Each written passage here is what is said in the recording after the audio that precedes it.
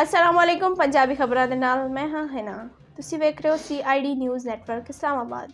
अज दियां खास खबरां। दोस्त ममालिक फंडिंग ना देंदे ते पाकिस्तान दिवालिया हो जांदा सी।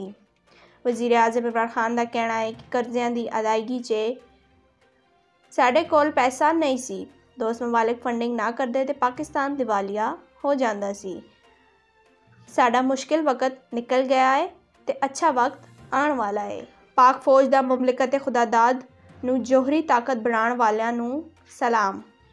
DGI-SPR major general Babar Iftikhar ने मुमलिकत खुदादाद नूं जोहरी ताकत बनाने वालियां नूं सलाम पेश करदियां होइयां आख्या ने पाकिस्तान ने 23 साल कबल खत्ते च ताकत दा तवाजुन बहाल कीता है।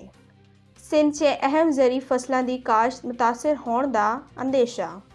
सिंध च पानी की शदीद किल्लत दे बाइस खरीफ दी फसलां बुरी तरह मुतासर होने के नाल काश्तकारां नूं माली नुकसान पहुंचने का अंदेशा पैदा हो गया है। नहरां च पानी ना होने के सबब कपास, चावल ते ज़री अजनास की फसलों नूं नुकसान पहुंचने का अमकान है। हरासानी की वीडियो वायरल होने ते लड़की ने मौत नूं गले ला लिया।